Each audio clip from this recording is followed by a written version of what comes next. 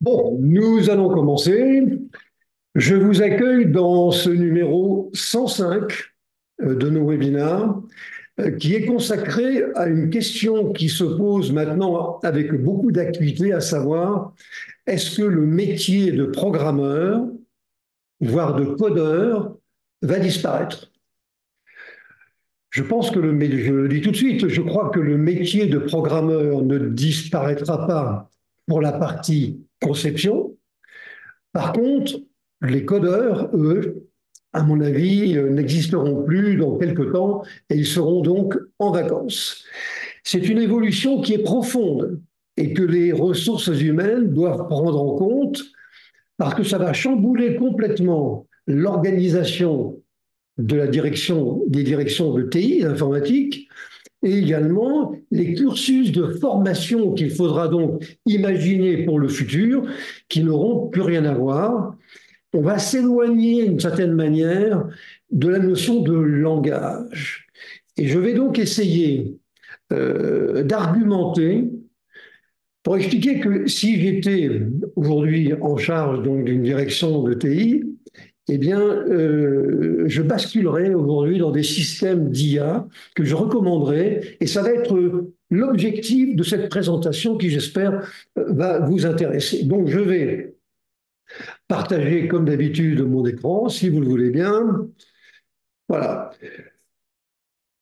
Donc, alors, vous avez ici donc le sommaire que je vais suivre. Hein. Je vous laisse le soin de le lire. Simplement, je voudrais donner un chiffre, qui est un chiffre très récent, qui a été donné par le grand patron donc, de Google, hein, qui est Sundar Pichai, donc, qui a dit que actuellement, tenez-vous bien, actuellement, le quart des programmes de Google sont écrits par des algorithmes d'intelligence artificielle. Le quart. Or, vous avez bien sûr remarqué que les LLM, qui sont ces fameux modèles de langage qui sont des générateurs, hein, qui produisent pour qui du code, mais ça peut être aussi des images, du texte, etc. On en a parlé souvent. Eh bien, non que quoi? Que 3 ans. Imaginez ce que ce sera dans 20 ans. Ah, vous me direz, ils ont eu l'occasion quand même de s'expérimenter sur des volumes de code absolument gigantesques. C'est vrai. Mais dans le futur, ça va aller très vite. Et on va se rendre compte, et c'est là-dessus que je vais insister, on va se rendre compte qu'au fond, le métier de codeur n'aurait jamais dû exister. Alors c'est donc ce que nous allons regarder de plus près. Donc je pense maintenant, on n'est pas nécessairement donc de mon avis, hein, vous verrez dans cette présentation que je risque de choquer quand même quelques personnes qui après tout ne sont pas responsables si elles ont une fonction de codage aujourd'hui, elles ne sont pas responsables si elles vont disparaître, devraient disparaître donc demain. Bon, pour moi c'est une certitude. L'écriture d'un programme, vous verrez, sera remplacé par des algorithmes d'intelligence artificielle dont on dit qu'ils ne sont pas programmés. Mais j'ai eu l'occasion de m'exprimer sur ce point. En fait, ce n'est pas tout à fait vrai. Les algorithmes d'IA ont été programmés. Par contre, ils utilisent un mécanisme d'apprentissage pour être pertinents dans la tâche qui leur est confiée. En l'occurrence ici, sur la génération de code, il s'agira de produire du code, mais pas n'importe comment. Elle produit du code véritable en fonction du contexte, du problème donc, qui est donné. Alors, ces LLM sont véritablement en train de révolutionner donc, que la planète aujourd'hui. Hein. Et d'après l'un des responsables de GitHub qui s'appelle donc Thomas Dohmke, eh bien, les algorithmes devraient, oui, ça correspond à peu près à ce que dit donc Google, hein, les algorithmes devraient produire à peu près 80% donc, du code avant 5 ans. Ah, vous me direz, il y a différentes façons donc, de produire donc, du code, hein, mais c'est quand même colossal. Et je pense que les ressources humaines aujourd'hui, si elles ne s'intéressent pas à ce sujet, sont complètement à côté de la plaque. Vous me direz, ce n'est pas la première fois. Mais n'empêche qu'ici, c'est quand même grave. C'est vraiment la remise en cause d'un métier qui a commencé dans les années 60 et j'aurai l'occasion d'y revenir. Bon, euh, moi, je pense que ça, c'est la plus grosse donc, transformation que nous aurons connue dans notre métier à peu près depuis 50 ans. Alors, on se focalise toujours sur le métier de programmation qui est devenu assez prestigieux avec le temps. Il fut une époque où le fait de programmer un ordinateur, c'était quelque chose d'absolument invraisemblable. Vous vous rendez compte, ces gens savent programmer ces grosses machines. Alors aujourd'hui, le côté prestigieux de la chose a évidemment beaucoup baissé, bien entendu. Parce que je crois que l'on confond deux choses. On confond la conception applicative avec son codage. La conception applicative, elle est liée au métier. Le codage, il est lié à un langage. Je pense que nous sommes concernés par le premier, c'est-à-dire par le métier, mais que nous n'avons rien à voir avec le langage. Et à mon avis, nous n'aurions pas dû commencer à les apprendre. Bon, de mon point de vue, ce n'est pas un objectif, c'est devenu un objectif, justement, la programmation, le codage. Le fait de savoir programmer, c'est devenu quelque chose d'assez extraordinaire, hein, avec un langage souvent complètement abscon que personne ne comprenait, et c'était très prestigieux. Or, ça, c'était une erreur. Ce n'est pas un objectif, la programmation. C'est simplement un moyen que je crois éphémère, temporaire, pour faire fonctionner donc des machines. On a besoin de quoi? On a besoin d'expérience. Hein, mais je maintiens, pour l'avoir dit très fréquemment, que le fait de mettre en Java un point-virgule à la fin d'une ligne, désolé, il n'y a rien d'intelligent là-dedans. J'irai même plus loin. Mettre en œuvre le principe d'architecture d'un singleton, hein, c'est à partir d'une classe, on produit un objet, mais pas deux, hein, donc le singleton. Bon, on vous dit comment faire. Il n'y a pas grand-chose donc à ajouter. Et je ne vois pas ce qu'il y a d'intelligent là-dedans. Encore une fois, c'est pas du mépris par rapport à la fonction de programmation. Je suis programmeur moi-même. Mais la question n'est pas là, c'est qu'on s'est trompé. En raisonnant du point de vue de l'entreprise, on a donné trop d'importance à cette fonction. Mais les entreprises ne sont pas responsables. Et je vais donc y venir. Aux États-Unis, il y a eu une enquête qui a été menée et qui a montré que si on se sépare de la partie génération de code, eh bien, les entreprises américaines feraient, on va dire, une économie de 600 milliards de dollars chaque année. Alors vous me direz, c'est une vue de l'esprit parce qu'on ne peut pas remplacer les gens qui font de la conception, mais vous vous rendez compte qu'on a affaire quand même à des volumes financiers qui sont absolument donc considérables. Bien. Alors, moi, je pense qu'avec l'arrivée donc des algorithmes d'intelligence artificielle, il va falloir que nous changions. Alors, je vous ai mis ici, sur la partie droite, je vous ai mis ici quelques citations qui montrent que il ne faut pas dire est-ce que l'on va se faire remplacer, moi, codeur, par un algorithme, mais c'est quand on sera donc remplacé, ce qui n'est pas la même chose. Et j'ai repris 3 exemples de prédictions qui se sont avérées quand même, qui se sont avérées extraordinaires. En 1903, New York Times, donc quand même journal qui a priori ne dit pas n'importe quoi, disait que les humains eh bien, mettraient des millions d'années avant de pouvoir voler. 9 ans plus tard, les frères Wright eh bien, étaient dans les airs. La même année, le président d'une grande banque avait dit à Henry Ford que ce n'est pas la peine qu'il perde son temps à vouloir faire des machines avec des pneus, hein, parce que les chevaux seront là encore pour des dizaines d'années. C'est quand même pas tout à fait donc la vérité. Et concernant la radio, vous savez, la fameuse PSF, comme disaient donc les ancêtres, hein, eh bien, on a trouvé de nombreuses citations qui disaient que la boîte qui parle n'avait aucun intérêt parce qu'elle ne savait pas à qui elle parlait.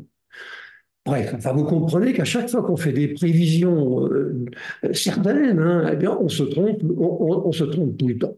Donc moi, il me semble que le métier de codeur, hein, celui qui va écrire de l'instruction, donc en Java, en C++, en PHP, etc., je crois que ce métier va disparaître. Pas tout de suite, mais il va disparaître.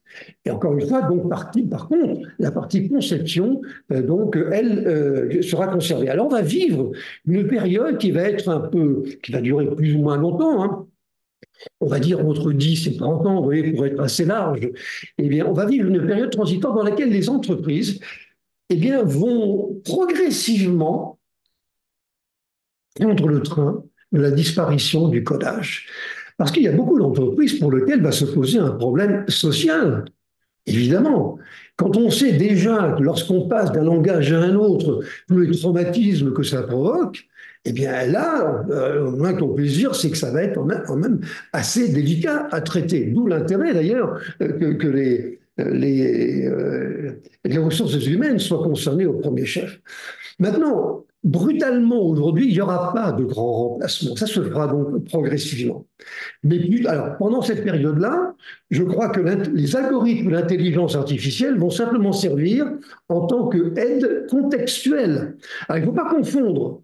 L'aide contextuelle, c'est simplement une aide à un moment donné sur une ligne de programmation, sur un programme, on vous dit un certain nombre, on donne un certain nombre d'informations sur la manière dont vous avez codé, peut-être des erreurs qui pourraient se produire à l'exécution et non pas à la compilation.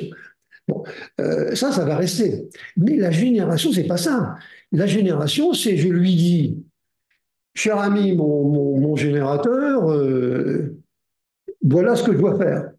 Tu peux me proposer donc une séquence, je vais vous montrer tout à l'heure un exemple d'un algorithme pour lequel un générateur propose donc une séquence donc, de tests. Bon. Mais la vraie révolution qui viendra, vous savez, un jour, eh bien, ce sera quand un algorithme d'intelligence artificielle sera capable de parler à un autre algorithme. Et à ce moment-là, je crois que la notion, ce sera vers les années 40-50, hein, la notion donc de programme, à mon avis, elle va même disparaître. On ne saura pas plus comment fonctionne le programme aujourd'hui que comment fonctionne le carburateur que vous avez donc dans votre voiture.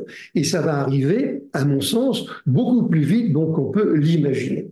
Alors, j'ai déjà parlé de ce que, il me semble être l'explication de la situation dans laquelle nous nous trouvons aujourd'hui. En fait, tout vient, j'en avais déjà parlé, mais je rappelle simplement de quoi il s'agit. Eh bien, ça remonte à 1964. IBM avait annoncé à l'époque la troisième génération d'ordinateurs, qui en fait était la première génération véritablement exploitable. Cette génération, donc, c'était les mainframes, comme on dit aujourd'hui, la série 360. On était donc en avril 1964. Mais pour faire vendre ces machines, eh bien, il fallait les programmer. Hein. Et IBM a fait un choix. Et à mon avis, il a fait une erreur colossale, mais qui se justifiait par les besoins de vente des mainframes, parce qu'il gagnait évidemment beaucoup d'argent. Il a dit, écoutez, la programmation, je la confie aux utilisateurs. Je vais favoriser l'arrivée donc d'un compilateur qui était un compilateur COBOL, que l'on devait d'ailleurs à Grace Hopper, et on est dans les années 60, hein, 64.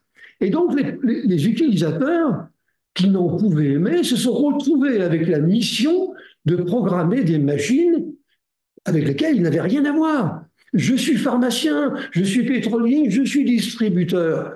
Je ne suis pas fabricant d'ordinateur et on m'a dit c'est à moi de programmer les machines.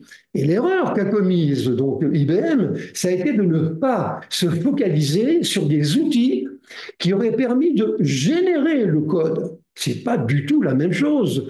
Alors, les pseudocodes, j'y reviendrai dans un instant, je n'y crois pas trop, mais par contre, la modélisation, c'est-à-dire la description d'un processus métier par des petits carrés et des flèches, on va appeler ça un langage formel, comme on le dit en mathématiques, eh bien, IBM aurait dû faire une sorte de compilateur, de traducteur, donc de modèle, qui allait donc produire le langage. Parce que l'avantage était considérable. D'abord, c'était la généricité. Je ne suis pas obligé d'apprendre un langage pour chacune des machines. Hein, j'écris une description de mon processus métier une fois pour toutes, et l'utilitaire, on va dire, qu'il y a dans le mainframe, va me le traduire en fonction de la cible voilà. Et je crois que ça, c'était une erreur colossale, parce que à partir de là, on a été concerné par les langages, on a été concerné maintenant par les bibliothèques, par les API, les frameworks, etc. Mais ce n'est pas notre métier, encore une fois. Hein, et c'est arrivé comme ça. Je crois que IBM a fait, de mon point de vue bien sûr, hein, une erreur considérable. Sur le schéma qui est ici à droite, hein, eh bien, on voit au fond la participation des uns et des autres. Hein. Le cahier des charges fonctionnel écrit, bien entendu, par les utilisateurs et sans considération technique. On peut avoir des pseudocodes ou des modèles et puis derrière des compilateurs qui vont vous générer donc du code. Encore une fois, nous ne sommes pas concernés par les problèmes techniques. Je suis désolé, c'est pas mon affaire. Moi, je fais les médicaments.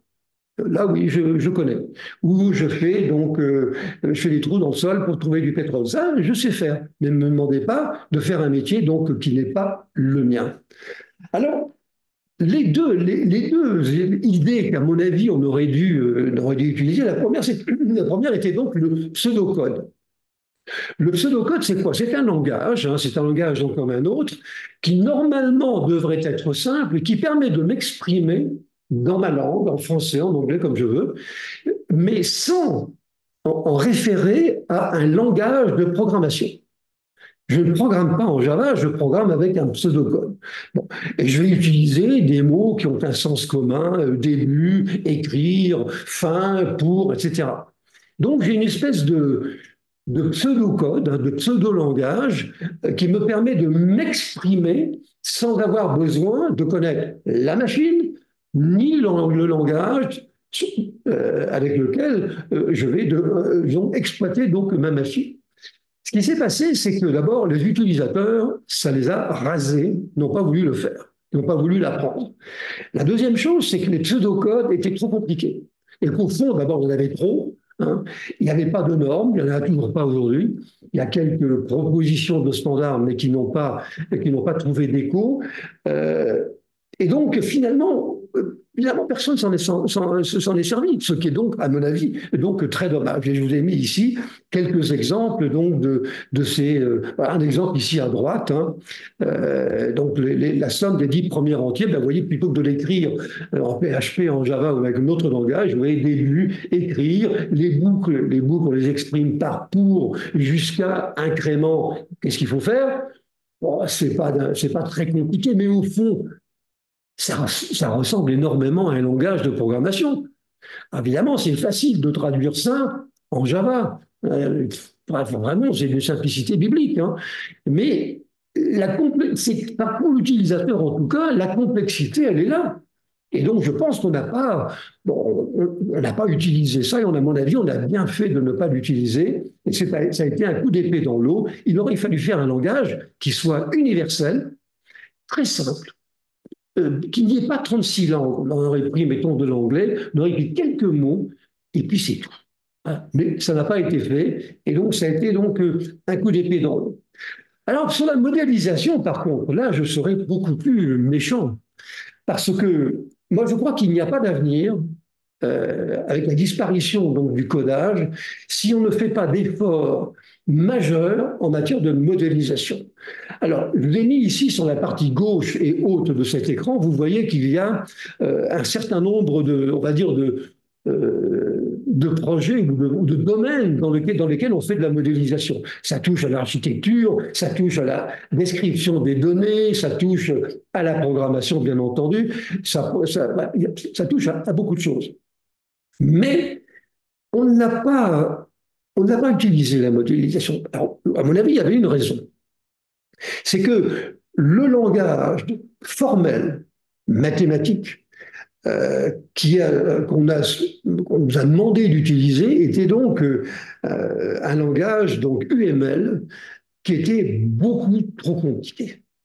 et qu'il y avait, alors aujourd'hui, vous avez 14 diagrammes, hein, vous avez une différence d'abord, il n'y a pas d'homogénéité parfaite entre ces différents diagrammes, et puis pour un utilisateur, même faire un diagramme des use cases, c'est pas très simple. Et il disait, et il continue de dire, c'est le travail des informaticiens. Mais non, ça, c'est le travail de l'utilisateur. Parce que là encore, vous avez un aspect donc générique de la description des processus métiers.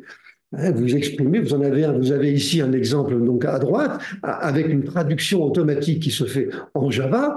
Vous avez aujourd'hui des tas d'outils qui existent, qui vous permettent de décrire donc un modèle avec des classes, des interfaces si vous êtes en Java, avec, vous voyez, tout ça, les liens, l'agrégation, ici, agrégation, composition, vous le décrivez sans avoir de nécessité d'écrire du code avec un langage. Alors ça n'a pas marché parce que d'abord ça a été refusé par les utilisateurs. Ce sont les gens de l'informatique qui l'ont fait, mais comme je l'ai dit souvent, c'était plutôt pour faire de la rétrodocumentation que véritablement pour faire du codage. Et les développeurs, pardonnez-moi si je suis encore un peu négatif, mais je trouve qu'ils ne réfléchissent pas assez avant d'écrire ce qu'ils ont à écrire, alors que là, on les oblige à penser.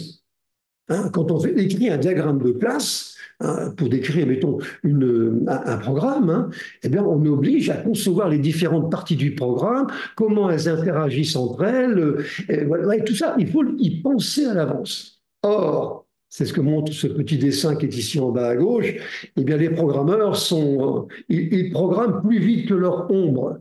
Ils mettent sur l'écran, ils tapent sur les claviers comme des fous furieux, et après on revient à corriger ce qui a été écrit. Bon, c'est pas méchant ce que je dis là, c'est simplement c'est la vérité. Donc, échec de la modélisation. Mais si on veut véritablement que le codage disparaisse complètement au moins pendant un certain temps avant eh bien, je crois qu'il faut quand même revenir à la modélisation.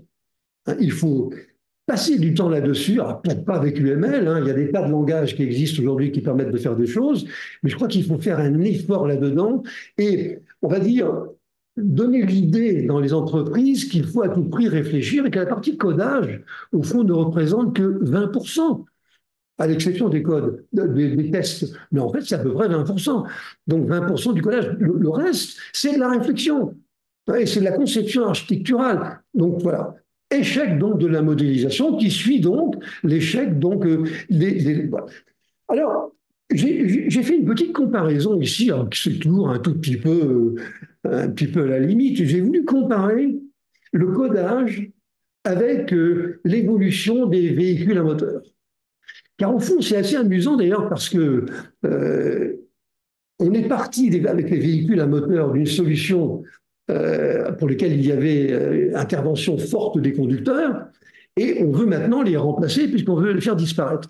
Avec le codage, c'est un peu pareil. Hein, donc, on veut faire disparaître donc les codeurs. Alors, je fais une petite comparaison. Les premiers véhicules à moteur, eh bien, c'est l'heure du programmeur COBOL. Hein, très métier.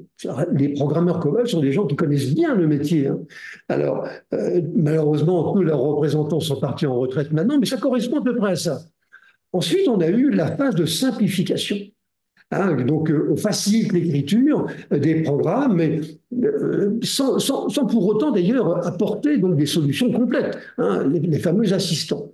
Bon, avec les véhicules à moteur, on avait toujours des manivelles. Hein, ça, c'était l'assistant, on va dire, des véhicules à moteur. C'est pas si vieux que ça, vous savez, hein, donc les véhicules à moteur. Ensuite, on a eu la phase de lecture des pseudocodes, elle n'a pas fonctionné correctement, et le début de la génération donc, du code, et j'y reviendrai un tout petit peu plus loin. Et donc là, ça correspond à la boîte automatique. Donc la boîte automatique en vigueur la plupart du temps donc en Amérique du Nord, c'est quand même sacrément pratique. Hein, ça évite de faire grincer les vitesses. Bon, ça a été quand même une avancée qui correspond un peu hein, à celle que l'on trouve donc avec le codage. Ensuite, on a eu la phase d'assistance issue de l'intelligence artificielle. Et on a vu arriver sur les véhicules les premiers outils d'assistance également. Attention, tu vas trop vite. Attention, tu vas bientôt plus avoir d'essence. vous voyez, toutes sortes de petits outils maintenant où la porte avant droite ou arrière droite est ouverte. Donc des petits outils, ça correspond à peu près à la même idée. Bon. Et donc, ensuite, on aura la phase donc de grand remplacement. Alors 2050 ou 2040, c'est difficile de donner donc des dates bien précises, hein. Et donc là, ça veut dire quoi? Ça veut dire que le véhicule autonome va être totalement donc autonome et indépendant du conducteur. Concernant les véhicules autonomes, je n'y crois pas une seconde. Par contre, de la même manière d'ailleurs que pour la programmation, je ne crois pas une seconde que pendant les 20 ou 30 ans qui viennent, eh bien, les algorithmes vont pouvoir remplacer les concepteurs. Ils pourront le faire, mais d'une manière telle qu'on sera quand même obligé d'avoir un œil sur ce qu'ils font. Bon. Et donc, voilà, tout ça, vous voyez, c'est une espèce de comparaison, c'est assez amusant d'ailleurs ouais, comme évolution, parce que c'est un peu la même idée, hein. On veut se séparer, donc abandonner donc, les conducteurs pour les véhicules et les codeurs et les programmeurs pour la programmation. Alors, si je reviens sur quelques parties, on va dire, d'évolution donc du codage, l'assistance. L'assistance est utilisée aujourd'hui par tout le monde. Tous les programmeurs utilisent de l'assistance. En général, ça se situe dans le cadre de leur plateforme donc, de développement. Et vous avez des outils d'assistance. Il y a trois formes d'assistance que je rappelle ici. L'assistance à la saisie. Vous avez, donc, ça s'appelle aussi, par exemple, de l'autocomplétion. On vous suggère donc des noms de variables, des noms de fonctions, des noms de méthodes ou de classes, etc., à partir donc des premiers caractères qui ont été tapés. Et les outils se limitent donc à la syntaxe des langages et à leur organisation. Donc ça existe depuis les années 80. Donc c'est pas d'aujourd'hui. Ensuite, on a eu une période que celle que nous vivons en ce moment, qui est la période de l'analyse statique. C'est-à-dire que vous avez des tas d'outils, je vous en montrerai, j'en ai fait une liste un petit peu plus loin, des tas d'outils qui prennent vos programmes et qui vous font soit une analyse de base, soit une analyse avancée. Ils font de l'introspection en disant, voyez, donc un peu comme un correcteur orthographique, et ils cherchent les erreurs. Dans le cas d'une analyse de base, ce sont des erreurs de type syntaxique en fonction donc du langage, mais ça peut être aussi des erreurs, là, beaucoup plus sophistiquées cette fois-ci, des erreurs dans les chemins d'exécution pour en déduire, si vous voulez, des anomalies potentielles qui vont être détectées simplement à l'exécution. Petite parenthèse, dites-moi pourquoi le langage Ada de Jean Ishbia a eu autant de succès il y a quelques années. Eh bien, c'était pour la même raison. C'était parce qu'il était capable, à la compilation, de détecter à l'avance des anomalies de comportement à l'exécution.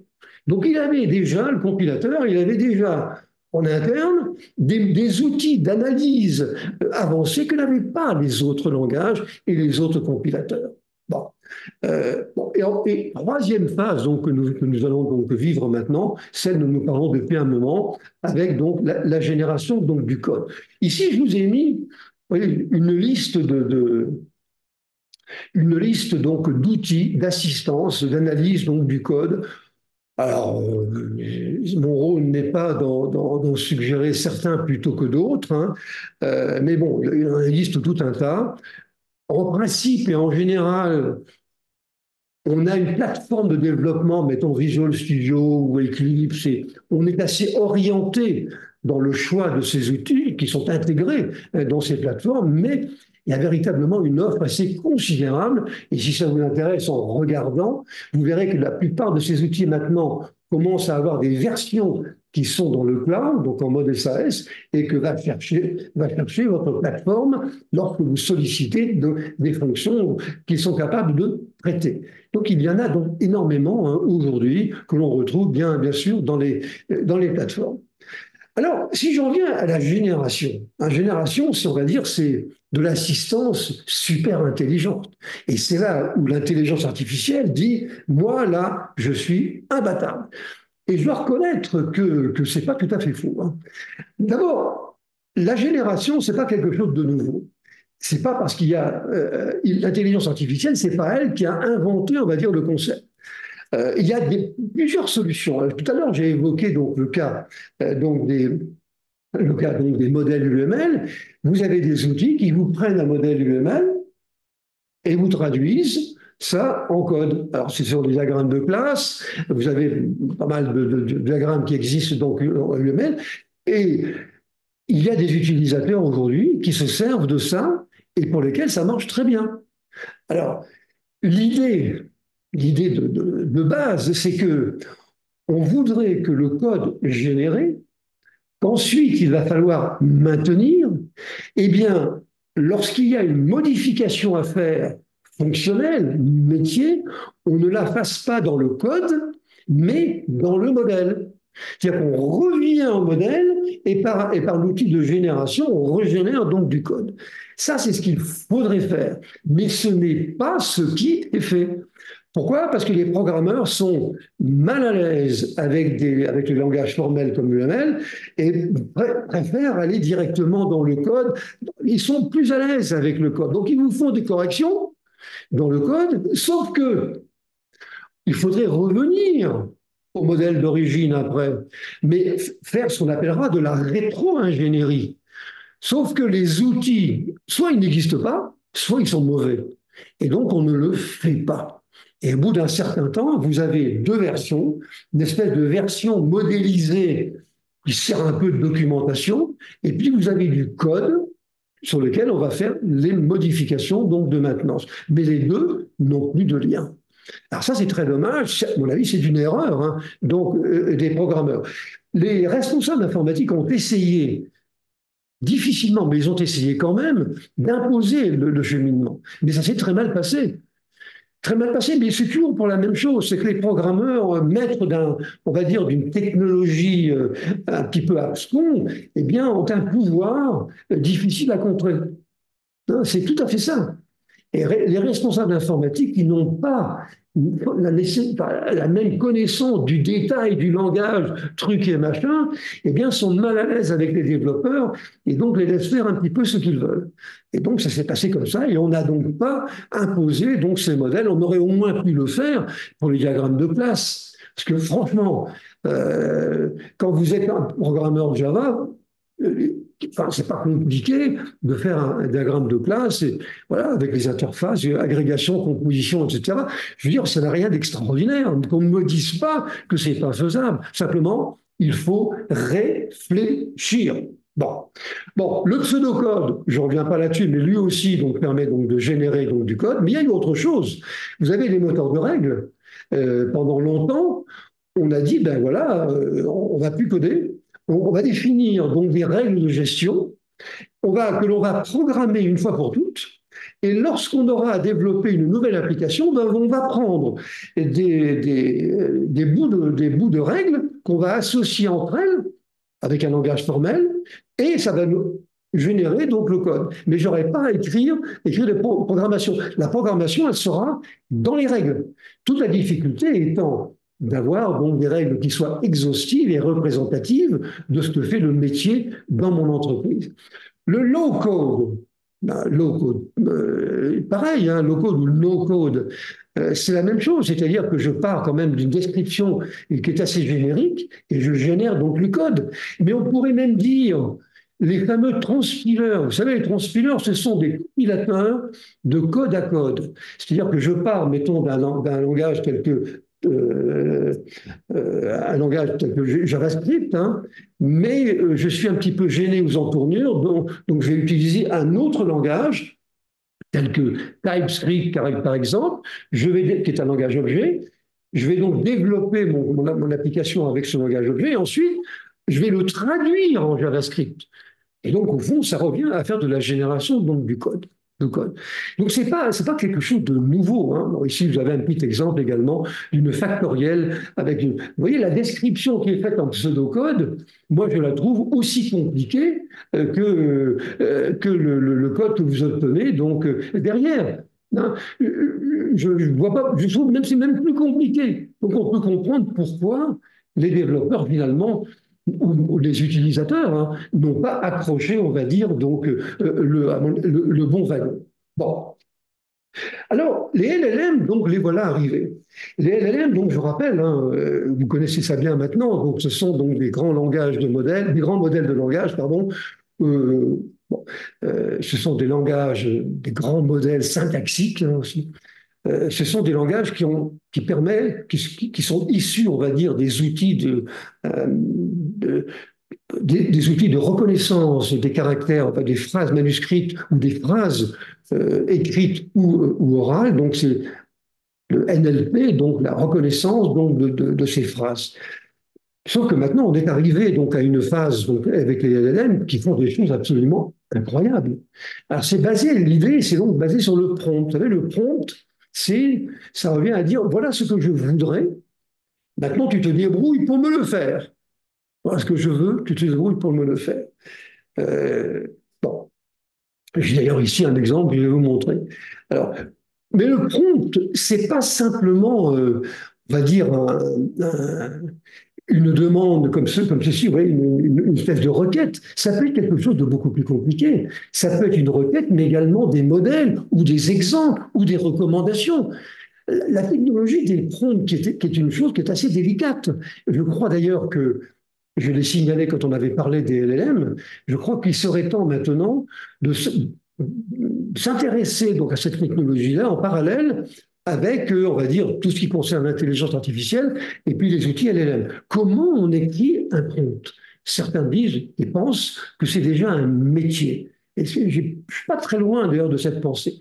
Par exemple, ici, vous avez un prompt, vous voyez, donc vous retrouvez les commentaires, hein. Demandez le nom de l'utilisateur et affiche-moi bonjour. Bah, il vous propose un code générique qui est en dessous, hein.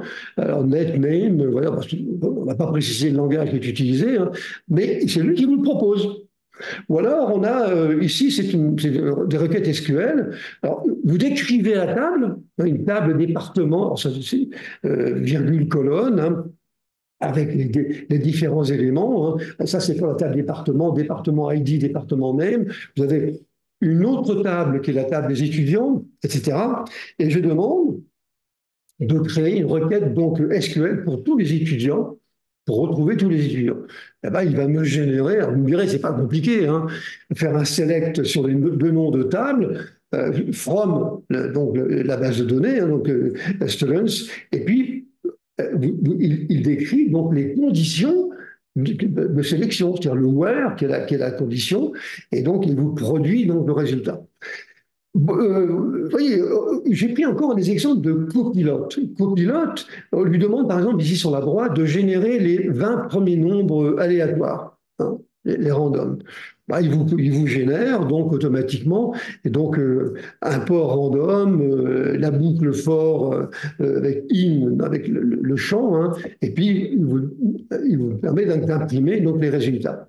Bon, ou alors on peut lui dire, je peux lui taper un nom de fonction significative, c'est le cas de copilote, hein, et puis je peux laisser donc copilote se débrouiller. Par exemple ici, je lui dis voilà max underscore sum slice.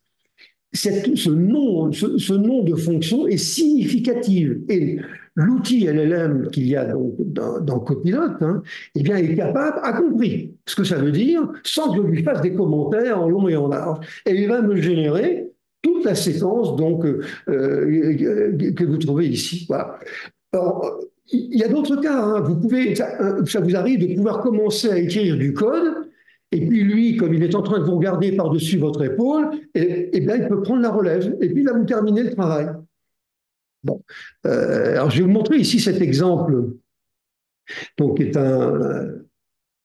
ça, c'est donc l'exemple d'un programme, hein, qui est celui-ci. Et donc, l'interaction avec moi, je lui demande ici, écris-moi donc la séquence de tests qui correspond. Et la séquence de tests, la voilà. Bon, j'ai plus rien à faire. Et c'est lui qui me propose donc la séquence donc en question. Bon, vous voyez, alors quand vous vous mettez à la place d'un développeur, le développeur, lui, il se dit, mais ça m'arrange drôlement parce que d'abord, j'ai beaucoup moins de travail.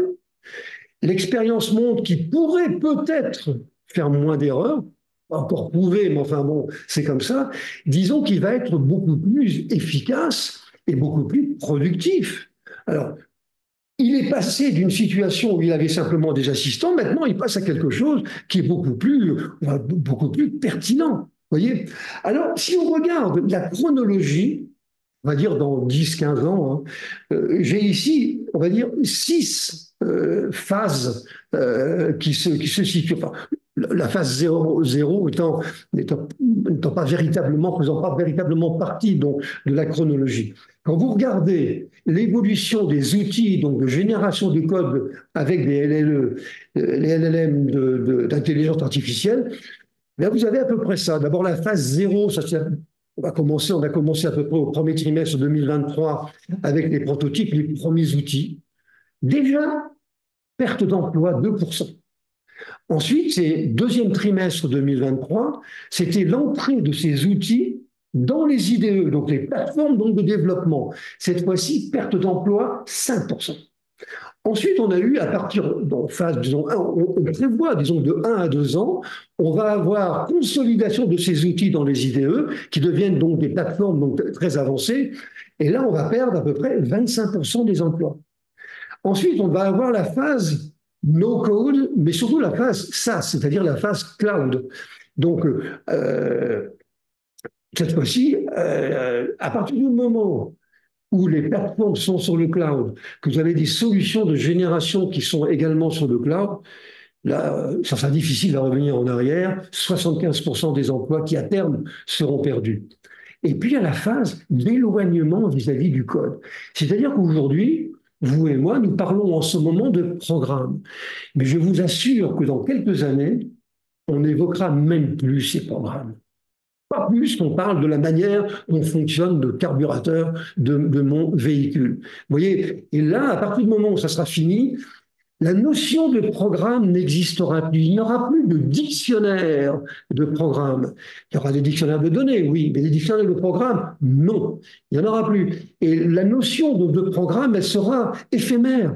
Lorsque je vais solliciter une application, il va m'appeler les outils dont il aura besoin, mais moi, je ne suis pas du tout concerné par tout ça. La notion de programme au sens où je l'entends aujourd'hui va disparaître. Et là, on se situe donc à un horizon 10, 15, 20 ans. Donc vous voyez que le changement, il est quand même extraordinairement profond. Donc vous voyez une chronologie. On peut bien entendu contester sur les dates, c'est bien évident. Alors, quels sont les avantages supposés de la génération donc, de code?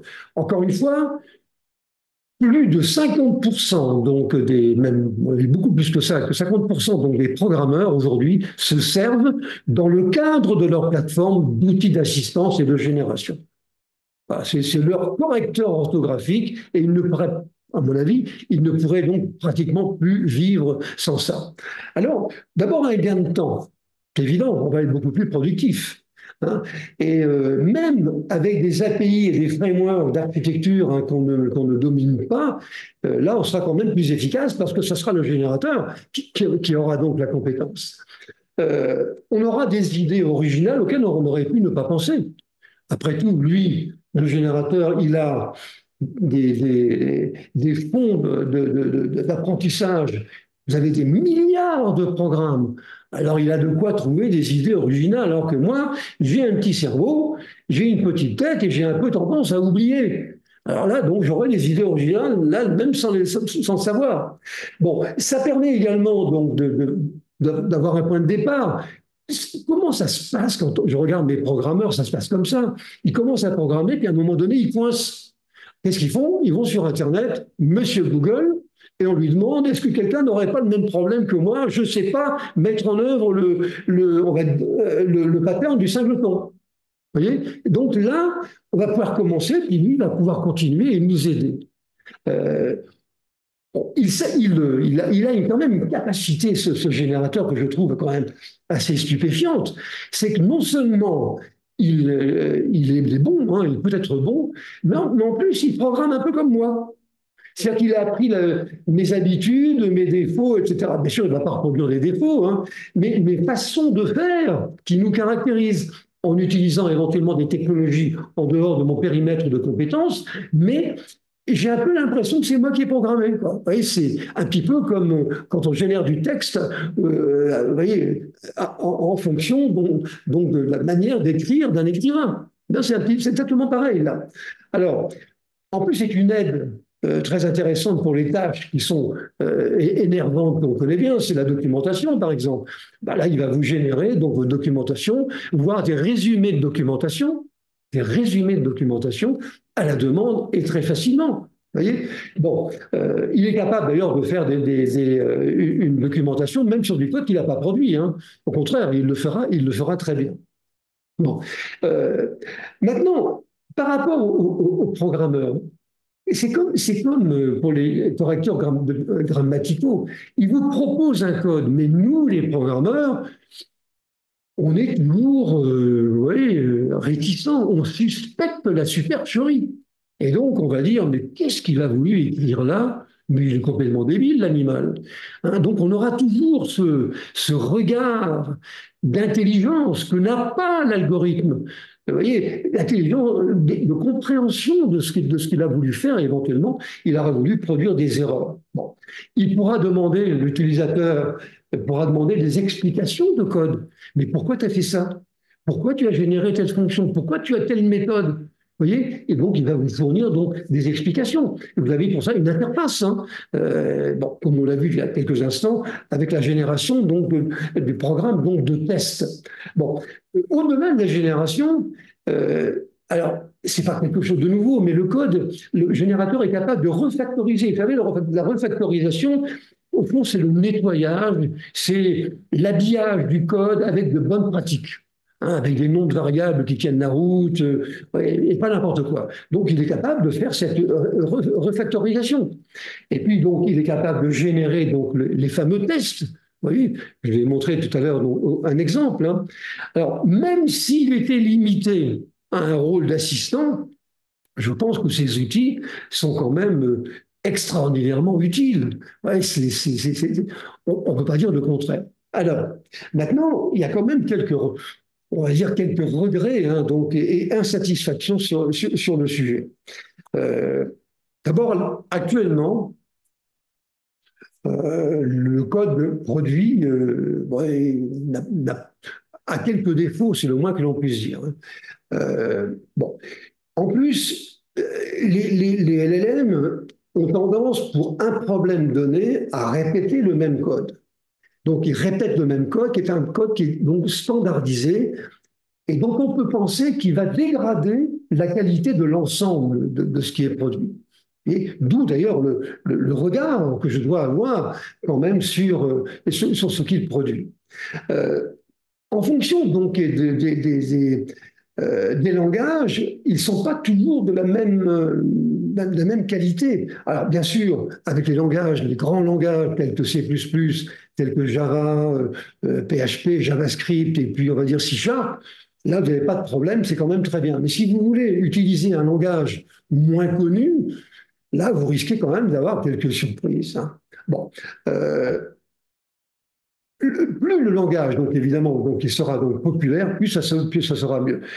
Et on le voit d'ailleurs dans les plateformes, parce que les outils de génération vont se servir dans les dépôts qui sont les plus utilisés, hein, qui sont les dépôts souvent Java que vous trouvez dans GitHub, avec GitLab ou dans Bitbucket, par exemple, si vous faites du PHP avec Bitbucket. Bon, et donc c'est vrai que plus c'est, on va dire, populaire, plus vous avez des chances d'avoir quelque chose qui tient la route. Alors, certains dépôts que vous trouvez dans GitHub et compagnie, eh bien, sont mal écrits. Ou alors, ils sont orientés. Et je devrais plutôt dire désorientés, parce qu'ils produisent souvent ce qu'on appelle des biais, donc des déviations qui peuvent être discriminatoires. On trouve du code, c'est extrêmement dangereux. Donc, du code qui, à l'exécution, bien, va se comporter d'une manière bizarre, mais voulue. Hein, alors, si vous apprenez à programmer, vous, LLM, vous apprenez à programmer à partir de ça, vous allez donc diffuser des manières discriminatoires. J'en dis pas plus. Autre chose qui est très gênante, c'est que les LLM ne sont pas capables aujourd'hui, à mon avis en tout cas, de pouvoir traiter un projet dans son ensemble. Il traite, on va dire, des fonctions, il va traiter ce qu'on va appeler des snippets. Les snippets, ce sont des petites séquences de code. Ça, il sait faire. Très bien, même. Maintenant, traiter globalement donc un projet, là, on est encore meilleur que lui, et ça durera, à mon sens, encore pas mal de temps. Et en plus, les LLM sont victimes, bien souvent, comme beaucoup d'autres LLM d'ailleurs, dans d'autres domaines, de ce qu'on va appeler donc d'hallucination. Ils vous proposent des fois du code volontairement faux, histoire de ne pas perdre la face. Alors, faux, il est faux. On sait qu'il est faux, mais c'est comme ça. On produit donc ça. Et donc, c'est très gênant. D'ailleurs, il y a un problème qui est très général en ce qui concerne donc les LLM et les hallucinations. On le retrouve un peu partout, parce que ça, c'est difficile à contester. Hein, c'est très gênant. Tout dépendra, encore une fois, des pots sur lesquels vous allez vous inspirer. Bon. La génération va pouvoir entraîner donc des failles de sécurité. On le voit d'ailleurs, c'est ce qui est montré ici sur la partie droite. Hein, eh bien, il ne faut pas de progrès en termes de sécurité par rapport à ce que nous serions capables de faire. Alors, peut-être que les principales anomalies, disons, sécuritaires sont quand même traitées correctement, mais la plupart des statistiques qui ont été portées aujourd'hui montrent que, génération ou pas, les failles de sécurité sont à peu près au même niveau. Pour l'instant, hein, ça pourrait donc changer. Dernier point, c'est que le respect des contraintes avec l'open source, alors les fameuses règles, par exemple sur le copyleft, l'obligation qu'il y a de diffuser le code source si vous avez utilisé un code de type open source et copyleft, on n'a pas toujours un respect absolu de ça. Les générateurs se comportent d'une façon un peu cow-boy pour l'instant, et donc il faut quand même se méfier. Je dirais, si vous voulez, que je me limiterai actuellement dans la production donc, de code pour des choses quand même relativement simples, quitte à monter en puissance après avec des plateformes un peu plus sophistiquées. Alors, vous avez ici quelques solutions qui existent hein, aujourd'hui. Alors, je vous en ai mis quelques-unes, hein, bien entendu, c'est toujours pareil. Il faut faire des choix. Hein. Alors, Copilot, d'ailleurs, attention sur Copilot. Copilot est un outil de génération donc, de code qui appartient donc à OpenAI.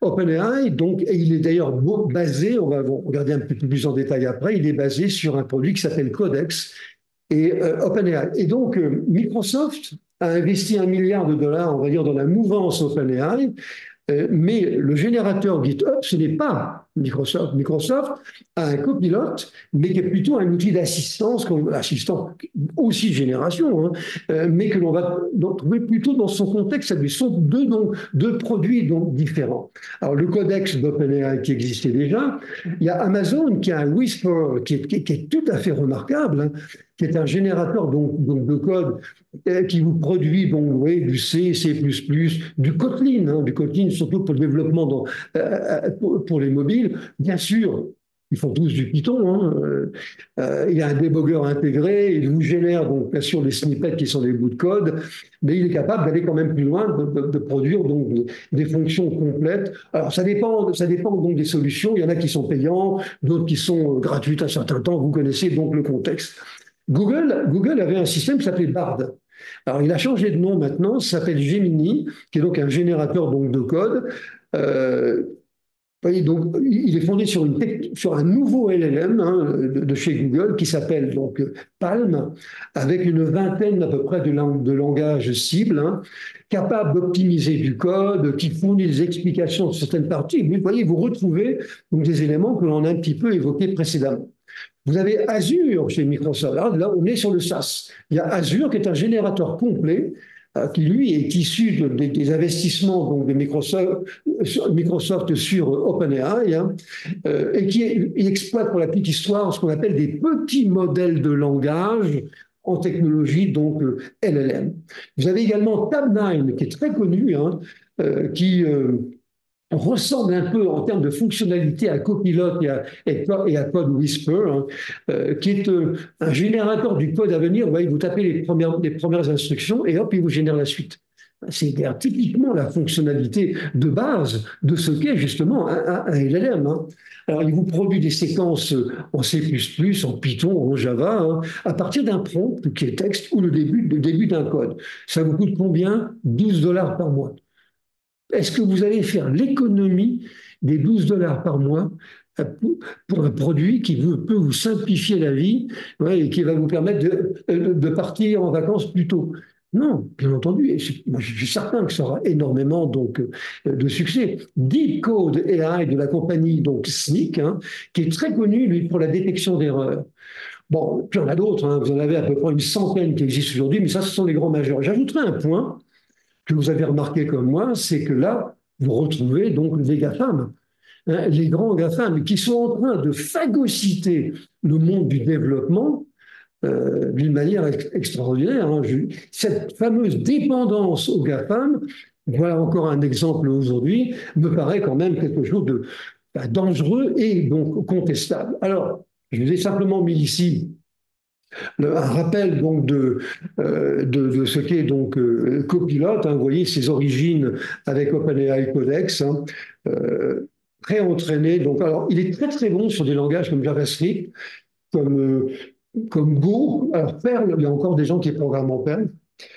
Je ne savais pas. PHP, ça peut être très utile. Ruby, magnifique langage de Matsumoto, hein, donc Swift, le langage donc de chez Apple, TypeScript. Vous voyez, donc vous voyez, il vous fournit lui aussi donc du code en fonction du contexte. Hein. Voilà, c'est un outil qui est polyglotte, donc il propose plusieurs langages et il est quand même, c'est la star hein, actuellement. Il représente à peu près 50% du marché des générateurs. Donc, à mon avis, la première chose qu'il faudrait faire maintenant, c'est tout de suite de se précipiter sur une version gratuite d'OpenAI pour se faire la main et regarder comment ça marche. Vous faites ça sur quelques petits programmes de chez vous, hein, en Java ou autre, et vous verrez que vous serez, à mon avis, conquis. Hein, conquis, de la même manière qu'on pourrait être conquis par un correcteur donc, orthographique. Alors maintenant, aujourd'hui, Copilot n'est pas encore véritablement crédible, hein, attention. Hein. Alors, il a été donc le nombre de dépôts sur lesquels il a été entraîné, c'était 54 millions de dépôts GitHub, et, dont beaucoup de jeux de données et 159 gigabytes de code Python. Alors, comment voulez-vous qu'il se trompe après hein. Alors, seulement, aujourd'hui, on va être très méchant, hein, il a un peu tendance à être fantaisiste, ça ne durera pas. Ça ne durera pas longtemps.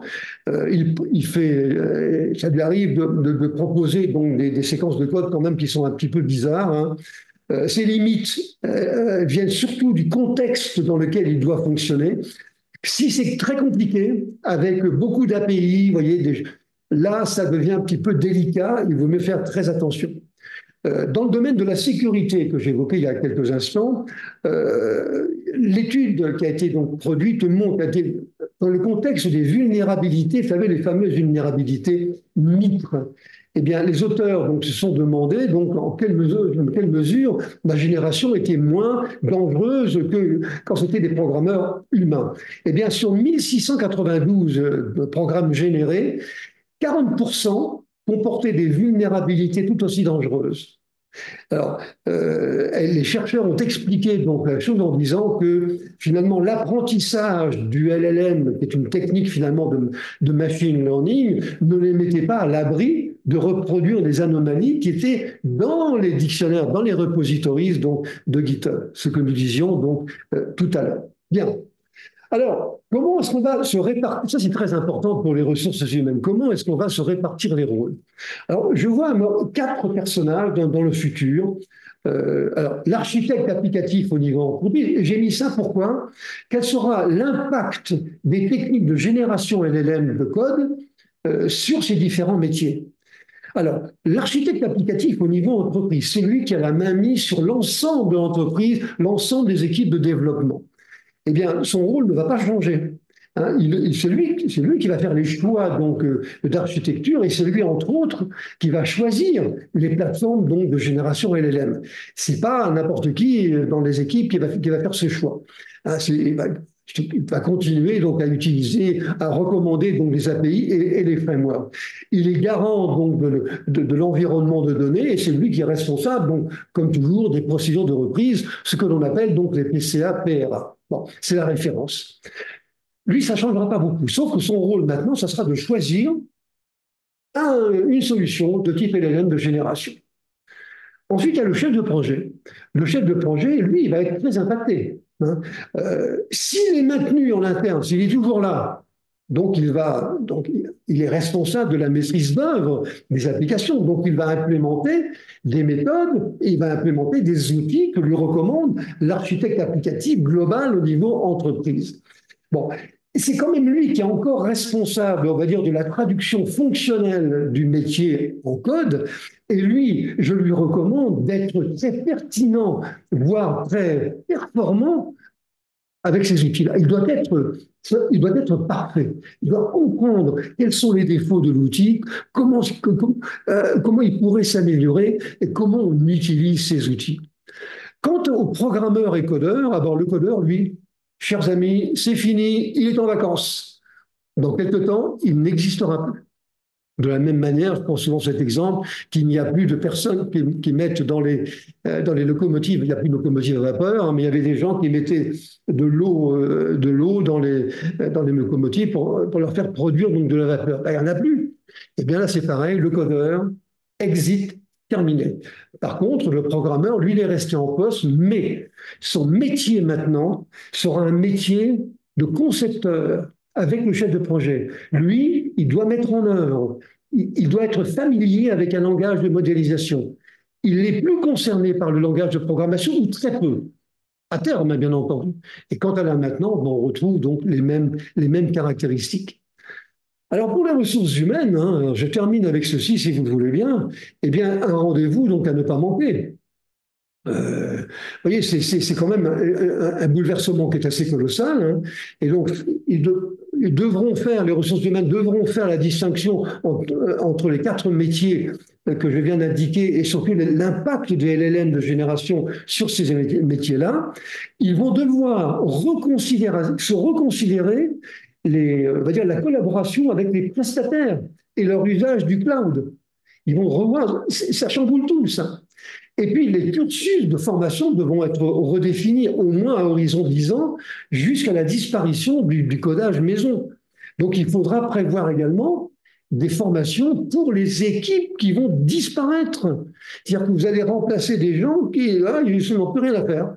Plus de codage, je ne programme plus. Et donc, à ce moment-là, il faut prévoir quand même des cycles de formation pour, on va dire, pour les remplacer. Vous voyez, donc le rôle des RH, il est vraiment fondamental ici, parce que je vous le disais donc plusieurs fois, cette révolution, elle est colossale. Vous voyez, nous arrivons donc à la fin de cette présentation.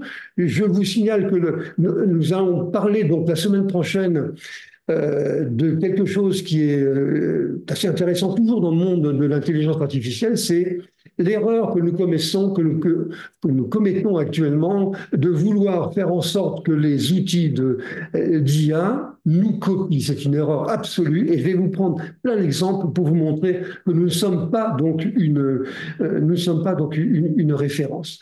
Voilà, donc ça sera pour la semaine prochaine et ensuite on parlera de la vérité. Et puis, j'attire votre attention tout de suite sur le 22 novembre, où là, on va parler de choses qui, en principe, sont un peu interdites, à savoir les problèmes de philosophie, les problèmes de religion, qu'on va trouver avec un plateau débat, qu'on va trouver donc avec l'intelligence artificielle. Alors, je pense que ça va vous passionner, parce que ça, c'est des sujets qu'on n'ose pas traiter. Voilà, donc, j'espère que vous serez nombreux. Voilà ce que je voulais vous dire, donc, chers amis, j'espère que ça vous a intéressé. J'ai une question, donc, bon, j'espère que ça vous a intéressé. Vous comprenez, je pense qu'il ne faut pas attendre que ces outils nous aient envahis. Il faut y aller tout de suite. Il faut tout de suite s'y intéresser. Cette révolution est très importante et j'espère vous l'avoir prouvé un peu. Merci infiniment et j'espère vous retrouver la semaine prochaine.